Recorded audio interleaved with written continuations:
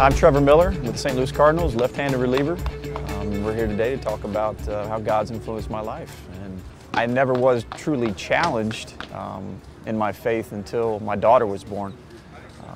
You had the little trials and tribulations where you're growing up in your faith, but nothing that really shook me to the core. And then Grace came along, and she was born with 2 holes in her heart, had a defect, a chromosome abnormality in the 16th and the 20th, translocation and a trisomy. Just a lot of medical jargon I could give you, and I'll spare you that, but her prognosis wasn't good. She was not going to live a year. None of the kids that had this very rare condition lived a year.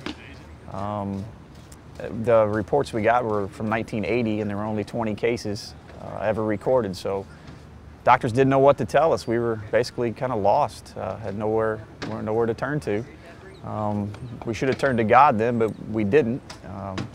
My wife and I really were, woe is me, and I went through that process where you don't understand why it's happening to you, and I started to spiral out of control a little bit.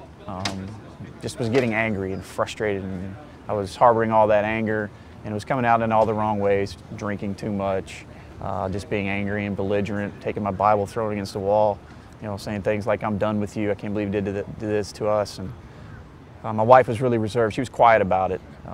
I was more, emotions on the sleeve kind of guy. And I remember sitting out in a rainstorm, lightning all around after a bad outing when I was with the Devil Rays, because that makes it worse, right, if you have a bad outing. And drinking beer, pouring down rain all around me. My kids are screaming at me, "Get inside." And I was blowing them off, and it was my Lieutenant Dan moment from Forrest Gump, like, "Bring it on, is this all you got?" And the next morning I woke up, obviously, with a hangover, and it was that moment right there that I started to think about how immature I was being, and I remembered my faith, and I'm pretty sure God laid it on my heart to, instead of throwing stuff against the wall and beating myself up, just to go pound some pavement, just go run. And so I did. I went out and ran a couple miles, and I felt better. I cleared my mind out there running. Gave me the endorphins to feel better. Got me in the right thought process. Started talking to God again. And then slowly but surely, 2 miles turned into 3, turned into 4, turned into 5. Entered my first event. Did well with that. Entered another 10K. Worked my way up to trying to run a marathon, and I decided to run it for Grace. Ran a Disney marathon, and had a shirt that said 26 miles for Gracie, 0.2 for me. And had her picture on it. Everybody kind of loved that one. And man, that was hard. Good Lord. It's probably the most physical, demanding thing I've ever done. But I finished upright and gave her the medal. And then I promised my other 2 children I would give them medals. So I ran 2 more Disney marathons, and now they each have the Mickey Mouse medal. And we're back in the right place with God, and I continue to run. We understand that things are not in our control. That was the hardest part for me, being a man. You want to fix things that are there to be fixed. We fixed the kitchen sink. We take care of a banged up knee. That's what dads do.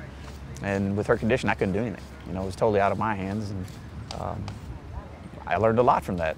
I learned that God has it. He always has and always will. And there's no reason for me to fight it. And that's exactly what I was doing. What I learned that He'll take care of you if you allow Him. If you don't get in His way, He's got it.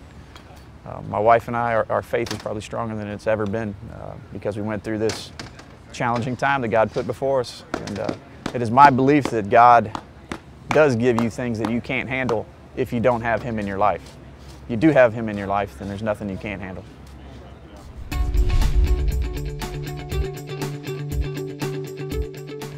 Well, I would ask them this: if all those things were taken away from them, who would they be?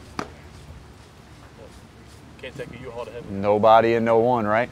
That's what they would be. So, and those things are transparent. Right. Some people have more than others, and we as Americans have more than anybody. Yeah. I mean, we are very spoiled. I don't care where you're at in this world or this country, we're spoiled. Very blessed, our nation. And that's what I would tell them. If you think that your life and what you are and who you are is in that car, in that house, then when that's all gone, you're no one. And who wants to be that, right? You need to be a little more deeper than that. And That's what our faith is for. And I think our faith allows us to expand personally and to reach out to people and get to know a Mark Wright, you know. If I was so shallow, I would have told you, no, get away from me, man. I don't want to talk to you about God or my faith, but because of that, we're not friends, you know, and I have more friends and more friendship and more people. So you can always determine the character of a man by how many people show up at his funeral, who he's touched in his life. And I think those are the things that really matter when you scale everything back.